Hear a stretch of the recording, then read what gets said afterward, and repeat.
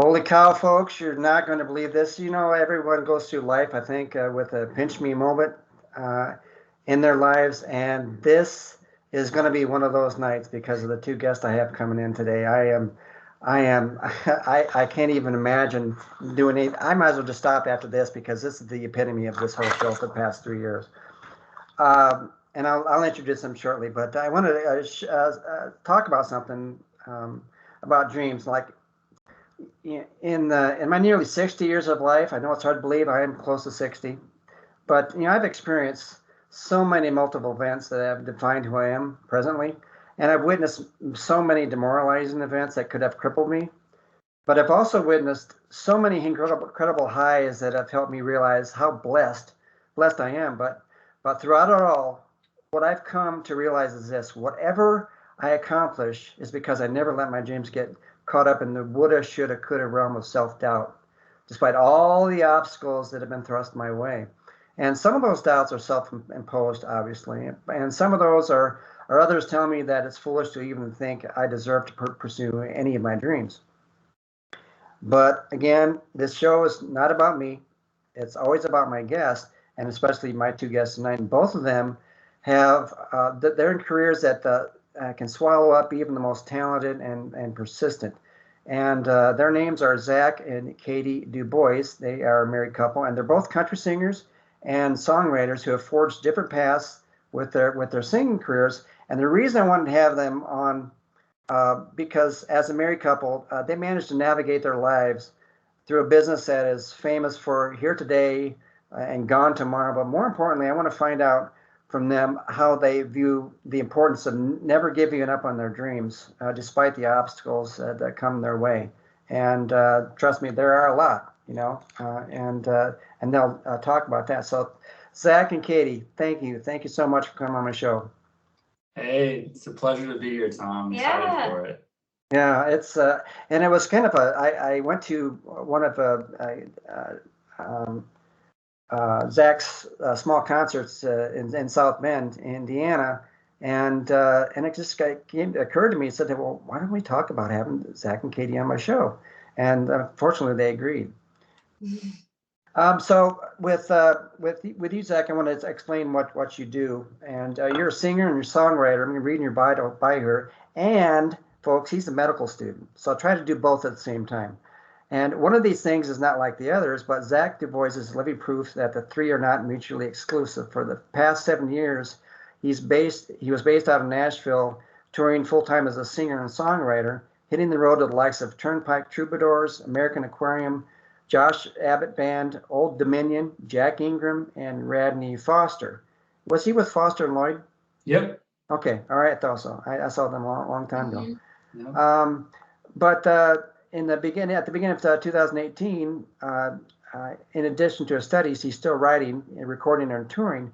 But he's pivoted a little bit with his life. But what we wanted to talk about, Zach and Katy, is your beginning. So, Zach, with you, I know your family obviously because you're my cousin, but all of your family seems to be in the teaching profession. It goes through a different couple of generations.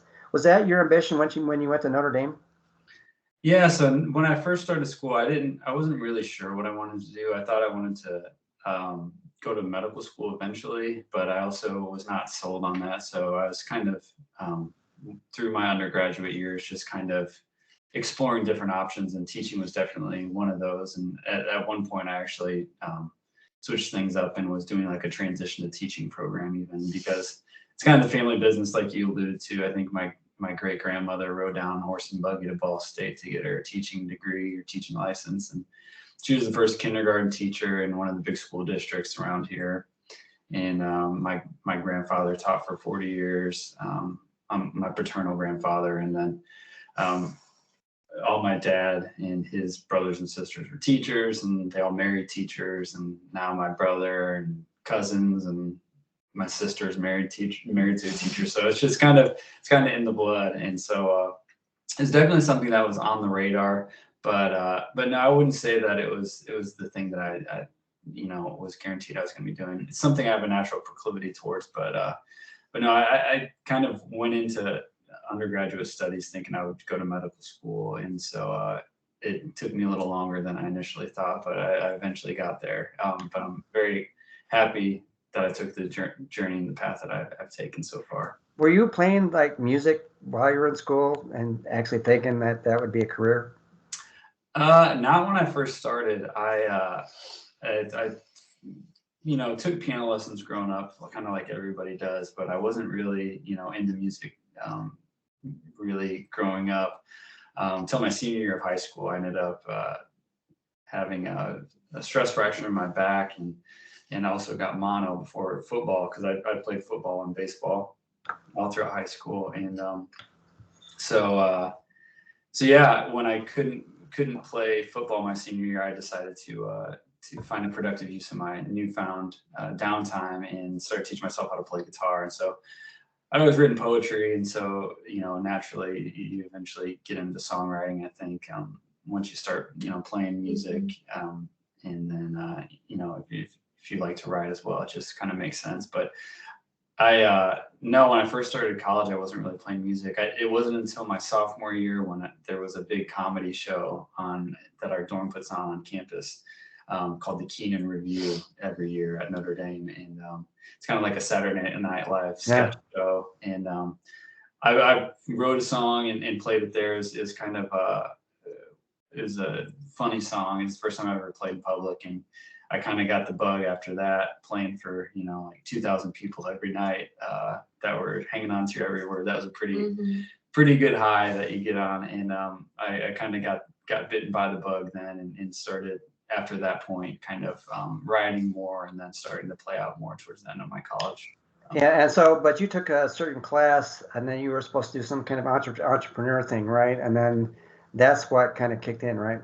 Yeah. So my senior year, by the time I got to my senior year, I was, definitely into songwriting and was trying to figure out what I was going to do after graduation. So was taking an entrepreneurship class my senior year, and we had to do a feasibility analysis and write a business plan for a venture we wanted to start after graduation. And so I did mine on being a touring musician, and I kind of ran the numbers and realized that if I got X number of shows that paid X number of dollars in a year, that I could actually, be a self-sustaining artist. And so that's kind of what I decided to do. That kind of gave me the eureka moment and kind of the inspiration that maybe I could do that instead of, taking a more traditional path after graduation. And so that's what I did once I graduated, kind of just hit the ground running and put the plan into action. It's interesting because I was always kind of wondering, because when I found out about it, my first thought was, oh yeah, he's going to Notre Dame 4 years. He's going to do all this in graduation. How'd that conversation go with your parents? Yeah, I didn't know how it would go. They knew that I was getting more into songwriting and performing. And so I think they kind of saw that writing on the wall that, I was developing a little bit of a following, and that, things were kind of going down that road. And so by the time I finally started talking to them about it, they were, super supportive and pretty on board with the idea. Because, obviously I had a plan, and I had stuck it out and graduated from college as well. So I had a degree, and, I had a pretty solid plan for moving forward. And, depending how that went, I had something to fall back upon too. So that they were super supportive of everything, continue to be super supportive throughout all my different endeavors throughout life. And so I'm very fortunate in that sense. All right. So now you kicked off your career. And speaking of a career, I've been able to span the globe and through YouTube, and I've seen virtually both of your videos. So I found one that I really liked. And Jason, if you could cue this up, this is one of Josh's probably most famous songs is Back Again. Is it Back Again in Indiana? Back Home Again, yeah. Back Home Again, yeah, in Indiana. Can you play that, Jason? Sometimes I feel just like in James Dean, out on the road, chasing a dream. But now I've returned to where my home fires burn, and I never want to leave. Back to the place where I belong. Gonna let these country roads take me home. Here's a corner factory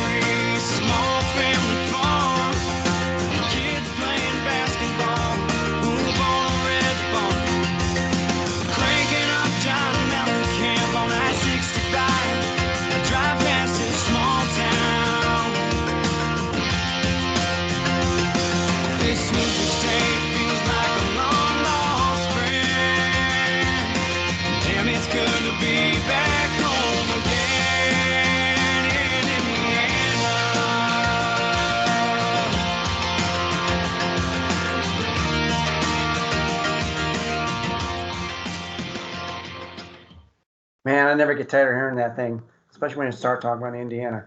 All right, Katy, I haven't forgotten about you. Trust me, I haven't Oh, forgotten you're about you. good. I'm Okay. enjoying listening. So I want to talk about Katy because eventually you two met, but we're not going to get into that. But to little bio with Katy, I'm going to read from her bio. It's a dynamic pair. She sings with Maybe April, and this is their bio. Dynamic pair of impressive songwriters and vocalists who share roles as front women. Maybe April's chemistry is an instant success. The first song they co-wrote together landed them on a songwriting showcase during Grammy Week in Los Angeles, and they played with several artists. And what I'm interested in is how you got together with the other two girls at the time, and we're going to get to that. When you were deciding that you wanted to do something with music, what were your aspirations for a career? Well, I guess my interest in performing and doing music stems back from when I started doing dance and musical theater when I was 6 years old, and I kind of got bit by the performance bug then, and just loved being on stage and being part of a creative community.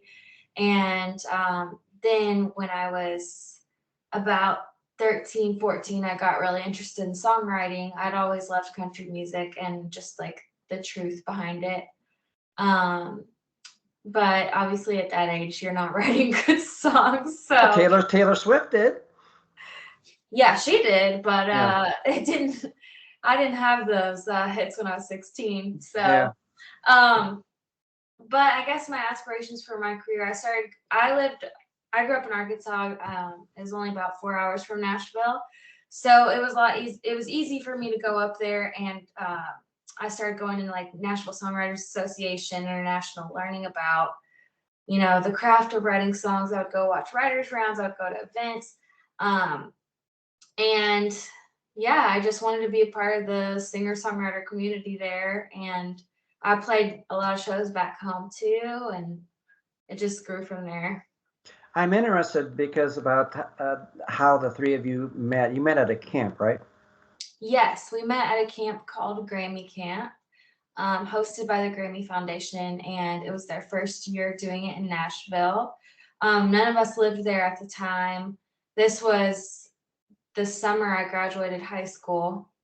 Um, So they have different tracks there. It's like you could apply to be in the songwriting group, in the vocal group, producing, management, kind of any part of the music industry. And so we were all in the songwriting group together.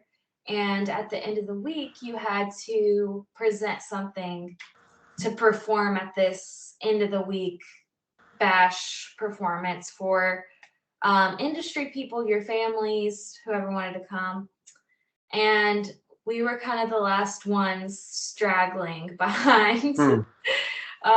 And so we were like, well, we're left. So do you want to do something together? And the guy who was our songwriting mentor there, encouraged us to do some sort of harmony thing, and like the Dolly Parton trio vibe. Hmm. And so we wrote a song together and performed it there, and then we kept doing things together as a band after that. That's great. Now, I never knew that. I don't remember reading anything how you came up with your name because God, honestly, I looked up the internet some of these names of these groups. I found Bowling for Soup was a group. Right. Half Man, Half Biscuit, Yeah. Camper Van Beethoven. So it just how did Maybe April come up? Band names are Yeah. hard. The Yeah. weirder the better, I guess. Yeah. But I mean, we were at the camp when we came up with the name, and so we didn't think it was going to last all this time. And we were just throwing around ideas, and two of us, Lena and I, who are still the ones in the band, were like, well, I was born in April. Were you born in April? And so we realized we were both born in April. And then the other girl who was in the band at the time was not born in April, but So that kind of makes it maybe. We just kept putting words in front of April and messing around and asking people that were at the camp, and that's how it happened. And it stuck. Hootie and the Blowfish. Who knows what a hootie is? Yeah. So but they know him. So Yeah, so I'm they know honestly you. glad we didn't have a lot of time to think about it, because Yeah. it would have been a little more stressful probably to really think you were gonna have this band name for 10 years or whatever. All right. So now you're established and everything. Katy, we are going to play your group song with Maybe April. Tired of being second best to anything that gets you higher than I can. Don't you wanna love something? I can really love you back. I can really love you back. Oh, why can't I be what you were to me? Enough at the end of a good or a bad day. When something else comes along, I know you'll be gone. Then you come back like it never even happened. 'Cause every step you take back to me is one you're gonna make to leave again.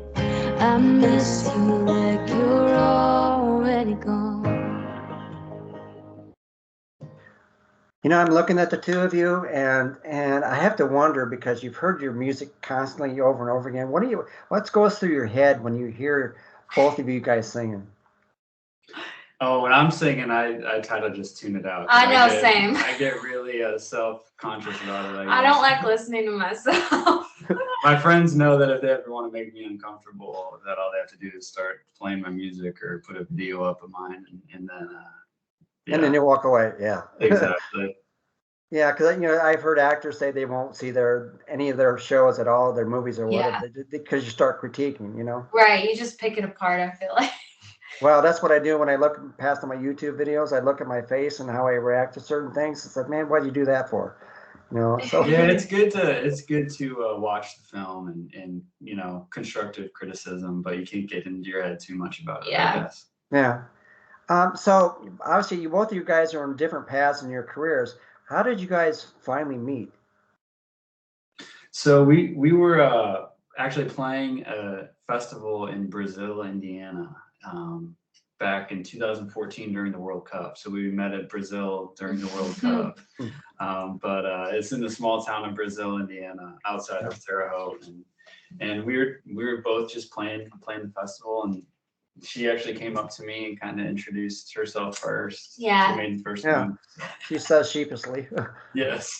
I did. Yeah. I went up and he was moving his stuff back to Nashville that day or whatever, or the next day or something. And so we were just talking about people we knew and like mutual friends and stuff. And then we just kept hanging out after that. Yep. Yeah, and what I found interesting, because even when I was reading your bio, Zach, and about your girlfriend at the time, which was Katy. Obviously, we were in Paris, and you guys had imbibed a little bit too much, and some conversation got discombobulated, and she took off. And then you decided to write a song about that particular encounter. Yeah. Tell me a little bit about that. Yeah, so we were going to Paris. I forget when it was, maybe 2016. I've 15, I think. I can't remember which year. Anyways, it was a while ago. It's when we were dating, and so I've always been able to find cheap tickets over to Europe. I think these tickets were less than $500 or $400 round trip out of Chicago. Anyways. I have points too, so that's what I would always end up doing. But that's not important to the story. But we would always go in the off season, so it was like right before Christmas time, and so there's not a lot of tourists there, and so we were taking in the sights and scenes of Paris, and stopped at a corner cafe for dinner, and like you said, had a little too much wine at dinner and continued to have more wine after dinner and got into a little minor disagreement. And she proceeded to kind of storm off, and she didn't speak much, if any, French. No. And she was convinced that she could get back to the Airbnb just fine. And so I probably against better judgment, instead of trying to chase after her, because I speak a little French, can get around at least. I decided to let her go back and finish off the bottle of wine at our table. And I got that. Started writing a song, or the beginnings of the song, about breaking up in Paris. Dude, you should have consulted me how to handle that situation. Yeah. It would have been a disaster, so I'm glad you didn't ask me. So obviously, you got engaged here the next year, and you got married. Now, this is the point where you have to make a decision what you want to do with your careers, right? I mean, throughout all this, both of you two were doing a lot of different things. How did you make that decision to try to make this thing work for you guys?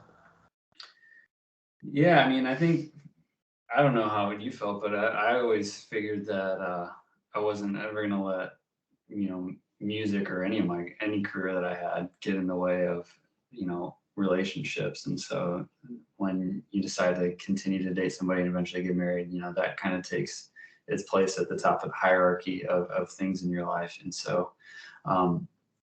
figured, since we were both musicians, I think we both kind of just knew what went into it, and knew kind of the balance of that, and decided we could try to make it work, because we kind of both knew where we were coming from. So yeah, I think, like, especially his first couple years of medical school, I was still touring a ton. I was gone a lot, and obviously that was awesome and really fun, but also it's hard to be married and to kind of make both work. But at the same time, I think we both want to still be able to do music and pursue the things we love and care about within our relationship. yeah, and that's the nice thing about music, is it's it's a lifelong journey, and it can take different forms throughout the course of your life, but you always still can go back to it. It's kind of a nice thing. Whereas things like football, or I don't know, other sports, that you need to be in a certain physical shape at a certain time in your life, and once that window closes, it's over for you. Music, you can kind of explore throughout your whole life, and can continue to grow in it, and that's the really nice thing about music. Yeah, because at the beginning of the show, I talked about what dreams and how important they are for people. There's got to be a point, because you guys are just jamming. You guys going out there and playing as much as you can. At what point, is there ever a point in your life said, is this really worth it? Is this really what I want to do, or what I can do, or I don't see the results that I really want to see? Do you ever get to that point? Yes. Oh, definitely, yeah. And I mean, that's kind of one of the reasons that I decided to go to medical school. And I kind of felt like I got to a point where I was spinning my wheels a little bit, and just was getting kind of tired of being gone so much from the people that I loved. And I love music, but you can love music and not be gone 40 weekends a year as well. And so that's kind of where I got with it. And that's when I decided to go to medical school, because I knew if I was very interested in medicine as well, and kind of always had it in the back of my mind, and thought it was a good time for that, because you can, I guess there's you can, how do I want to say this? You can whole ass being a doctor and then kind of half ass being a musician, but it's hard to go the other way around, where you try to, spend just a little bit of time, to become a doctor, and spend most of your time being a musician. Maybe eventually I can get to that point where those roles reverse, but I knew kind of for the new season of my life that I was going to be going into, that it was, that was just kind of going to be the way things were for a while for me. And I was totally at peace with that. I got to tour for 7 years and be a self-sustaining artist, and go through the ups and downs that come along with that. There's a lot of good, It's not all good though. There's some frustrating things about it, and definitely sacrifices that you make. And so that's kind of what was my thought process through it all. And when I kind of set out to start my career in music after I graduated, the way I always defined success was writing songs that I was really proud of and putting out music, recording songs that I was really proud of, and then, making a living doing the thing I loved, which was making music. And so in my mind, I was very successful at that for 7 years, and I had always achieved success.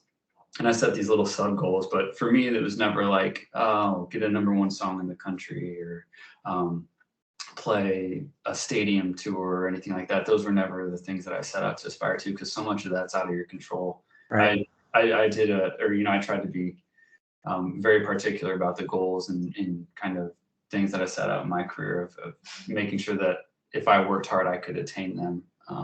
And so that's kind of how I always define success for me. What about you, Katy?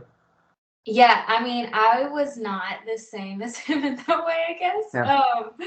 I did want to, like, my goals were to play the stadiums, to have the songs on the radio, all those things, because I was a teenager, from Arkansas. I thought that's the only career you can have to be successful. Like, in my head, I just didn't realize, oh, you can play theaters your whole life or do this, and still be successful too. But so with that said, with having those as my marks, I guess, it leads to disappointment if you don't, get to a certain place by a certain time, or maybe somebody in the music industry doesn't want to sign you, or those types of things can lead to, you talked about, like, disappointments or not seeing the fruits of your labor, I guess.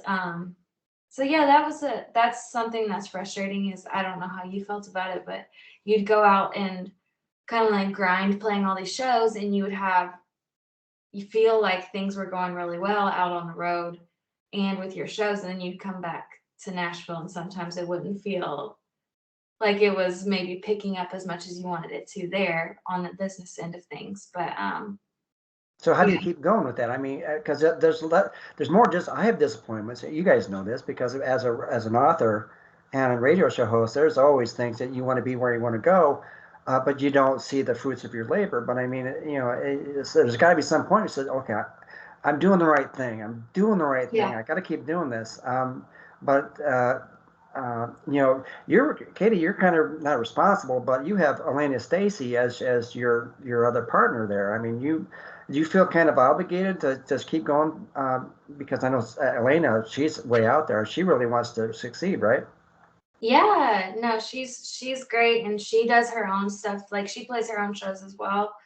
But thankfully, I mean, we're best friends, and we are really supportive of each other, and it's really nice to have that partner. We call each other our work wives, because we just are really open about our communication and what we want and how each other's feeling about things. And so I don't feel necessarily like responsible for her career. I think it's more of a group effort and open conversation together, and we just want what's best for each other, like in life and music. So I got to tell you, because I've listened to everything you've put out there, and the harmonies that you have is incredible. I mean, everyone all who's listening to the show now could hear the harmonies. I mean, it blended so well. thank you. And I always wonder, because I always think there's that. I mean, you sound like Maddie. I don't want to compare you to anybody. Maddie and Tay, okay? Maddie and Tay obviously probably went through the same things you do, but it's like they got their door open by somehow, some way. Yeah. And so, do you ever feel like if you don't try to push through that door, that you're going to be missing out?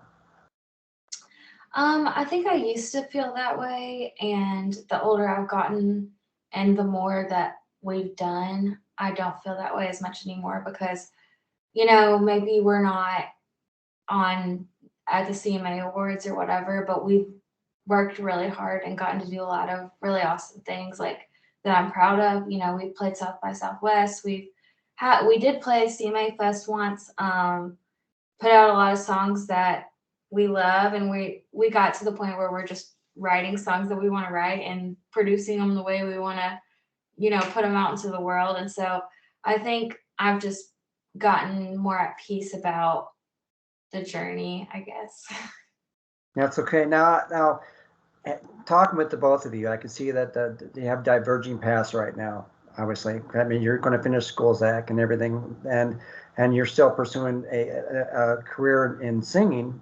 If there might be something else, but what I hear a lot, and you guys, you read this all the time in the paper or in the news, where you have two celebrity couples that are together. One's going one way, one's going another way, because that's where their career path is going. One's going great, one's not.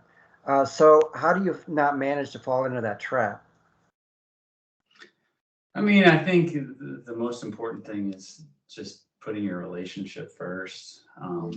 You know, that's, as you go through life, hopefully you get smarter and wiser and realize that the relationships that you have with people, that's, you know, the most important thing. And that's the way you can have the most impact in life, and where you're really going to find fulfillment is through connecting with other human beings. And so I think that's, for me, that's, you know, kind of, as long as we have each other, you know, our relationship, like that's the most important thing in my life. And everything else, you know, a lot of it's out of your control. You can kind of, you know, pursue the things that you're interested in doing. And if they have varying degrees of success, however the outside people define success, as long as you're doing the things that, you know, are going to make you proud, and that you're passionate about, I think life tends to work out for you. And it's stepping back and taking that perspective, and realizing what's most important to you. You know, that's what you can control in life, and find contentment there. Yeah. Because there's so much else that's out of your control. I also think just learning each other and just being open and honest about what each other needs has been really good.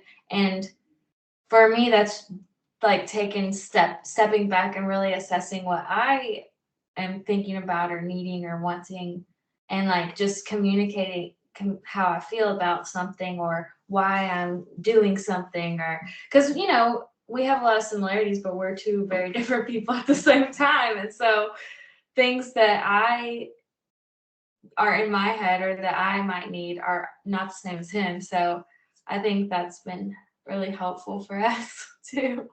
Well, I think the other thing is, I know Zach fairly well, but with you, Katy, but you guys don't have that that super ego that drives you, where your thought process is how is this going to affect me, and Right. not how is it going to affect us. You guys kind of feel that way? Oh yeah, totally.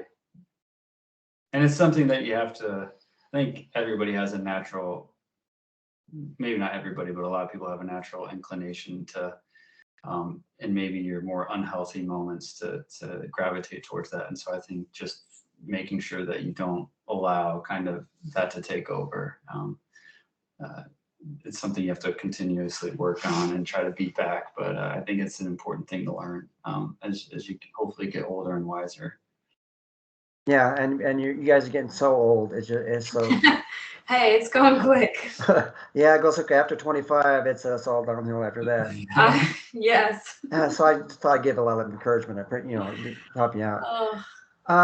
Now I was watching the video, the music that we played today. I was watching that video, Katy, and this occurred to me. Now, that was the kind of video where you have to act, and you have someone else other than Zach in the video. Right. And you're going through all this acting and everything, and you have to show, you know, affection to the other person, and is it awkward to film those kind of scenes? Well, Zach, you too. You did a couple like that too. So I mean, is it awkward? I mean, not really, because I like acting, and I grew up, like I said, I grew up doing musical theater and stuff. And to me, it's just like all part of the performance and the art of it. And so it's just kind of a fun challenge to me to get to do those types of things. I don't find it awkward unless the person's being weird or something, like. Yeah. But in that case, we didn't know that guy. Like that was the first time I'd met him, so you just do it and try to have fun. Yeah. Well, it's obvious it showed on the screen. How about you, Zach? Yeah, I Southern Belle. yeah, that was before Katy and I were dating, so Yeah. a little different, but yeah, no, it's you just kind of Right. you just kind of do it. Do you like the acting part? No, I don't like it at all. I hate it, but it was just something that you do and you get through, and it's just part of putting the song out in a visual way, I guess. Yeah. When it comes to songwriting, because both of you write songs, what's your thought process? Because you have to have something happen in your life where hey, I can turn that into a song, because you hear that all the time from these artists. They're inspired by something that happened right there, so they start writing songs. When you start writing songs, you go through that thought process? yeah, I mean, I think for me, it's both.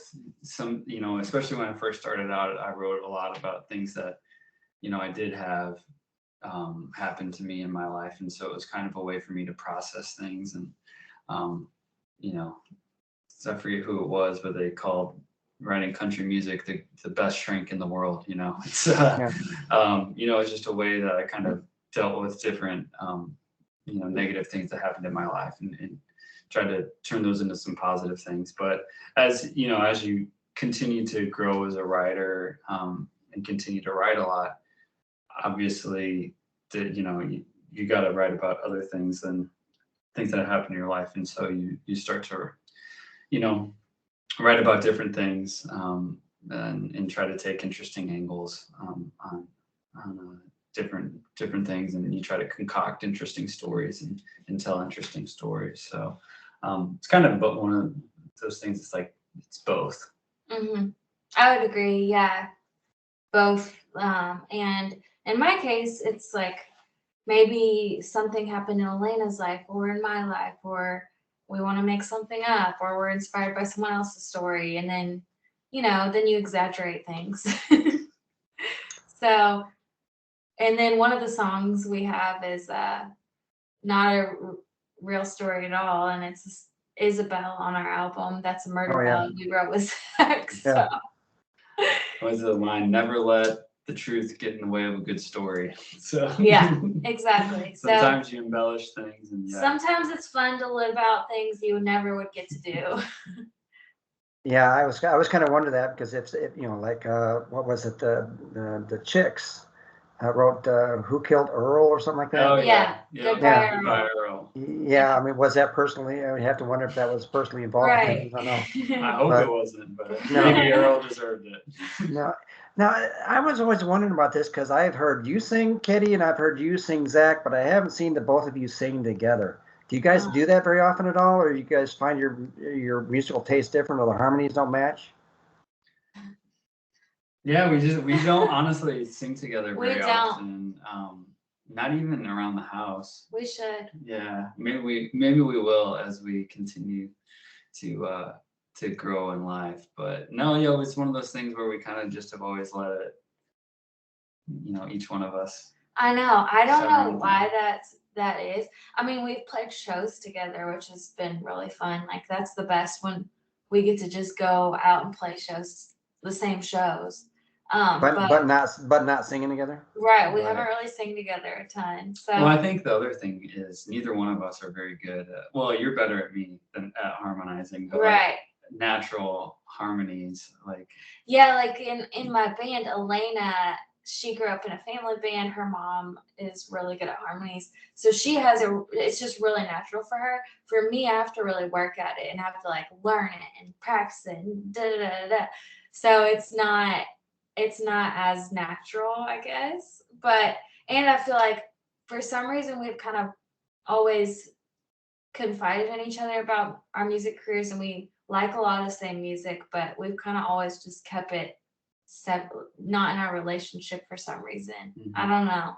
Well, that's probably kind of healthy, because I can imagine it says, no, you didn't sound like right. You're screwing up the whole song, right? Yeah, We've done that too. Yeah, that's probably why we don't sing, because we start like getting mad at each other when we do try to sing together. There's enough in life to be mad about each other for. Yeah. The music shouldn't be one of them. Yeah. Then you start drinking. Then you start drinking more wine, and then you walk That's out. right. Right. But you It's can't go out of the definitely house anymore. like So. how we met and bonded, and it's something that we have together, but we don't always do together, I guess.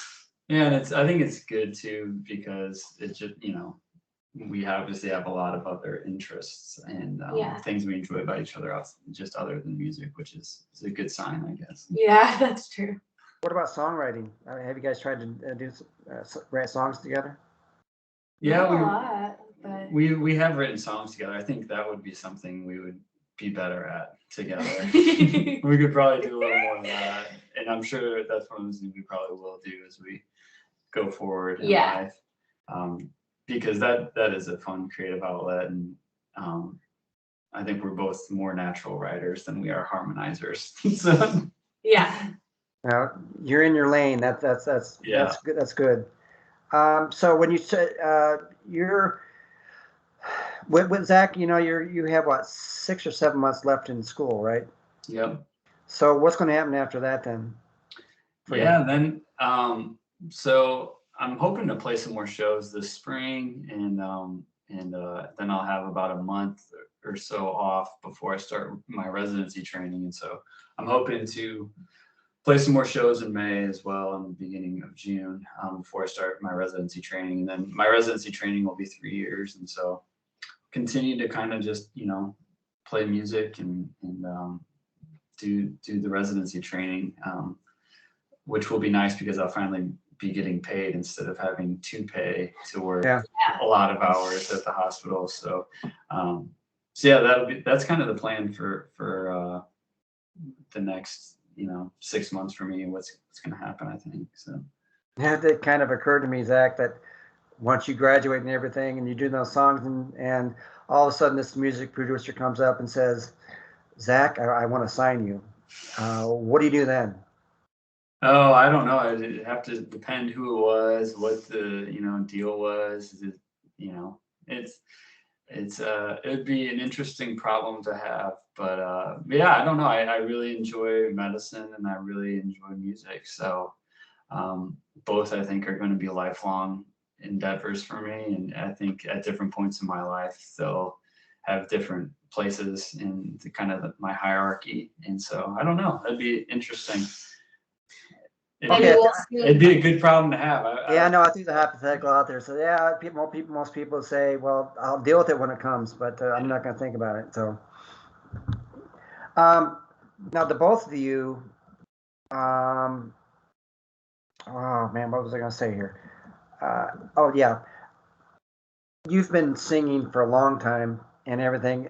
Throughout your career, have you had like detractors saying, what's the use? You're not getting to where you want to go. Do you ever get detractors like that? And if you do, what do you say?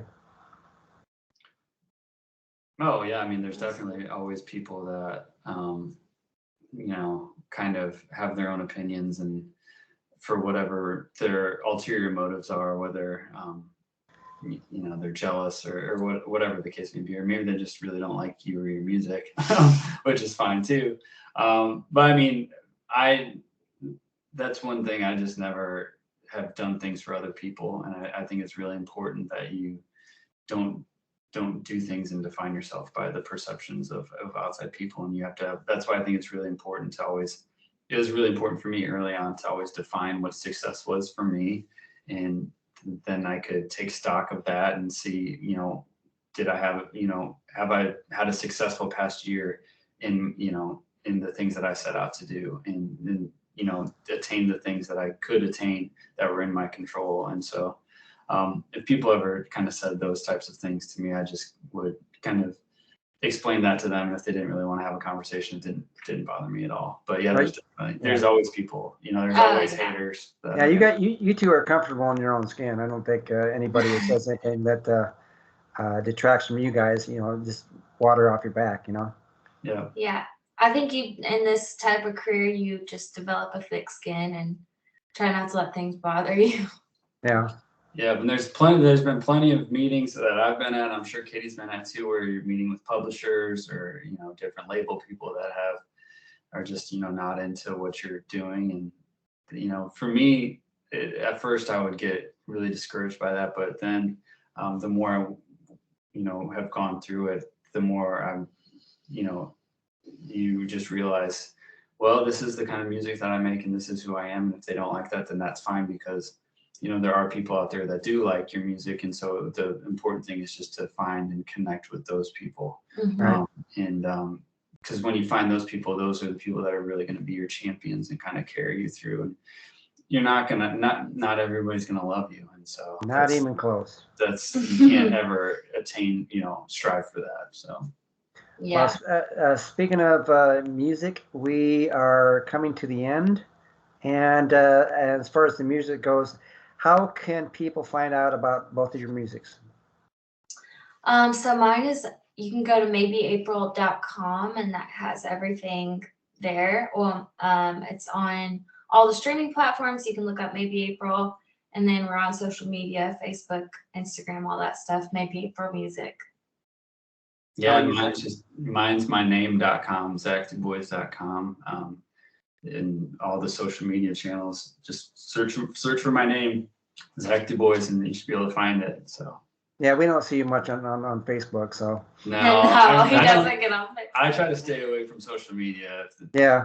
Ever since school started, really, it's kind of be a time suck for me. So I try to stay off it and not get too riled up about anything that gets posted on there either. It's been good for my. Well, if you're in a business, music business, or in writing business or this, it's a necessary evil. So you got to do this. So. Yeah. Hey guys, thanks so much for coming on my show. It's a dream come true. Speaking of dreams, and to have both of you, it's just I can't express how appreciative I am, how blessed I am to have you two on my show. Absolutely. Well, thank you for having us. Thanks for having us. All right. Just to end my show, I've got a couple things because I opened up about dreams. I ended up with dreams. So here's a couple things I saw. Never give up on a dream just because of the time it will take to accomplish it. This time will pass anyway. Maybe the journey isn't so much about becoming anything. Maybe it's about unbecoming everything that isn't really you, so you can become who you were meant to be in the first place. These are so cool. I love reading these things. 10 years from now, you guys are going to know this. Make sure you can say that you chose your life. You didn't settle for it. Dreamer, never let it be said that to dream is a waste of one's time, for dreams are realities in waiting. In dreams, we plant the seeds of our future. The last one here, when something bad happens, you have three choices.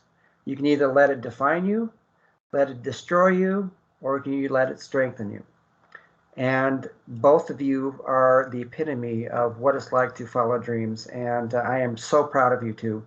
I'm just beaming with pride for you two. And I can't wait to see where your careers, whether it's in music or it's in a medical field or maybe April with you, I'm going to be by your side 100%. So thanks again for coming on my show. Thank you. We appreciate it. Appreciate Thank you so much. And as I end all my shows, and you're well aware, this is the four things that are important in my life, and it should be in yours. I want everyone to smile infectiously, laugh genuinely, love unconditionally, live courageously. I believe in all of you. So have a great week, folks. Amen.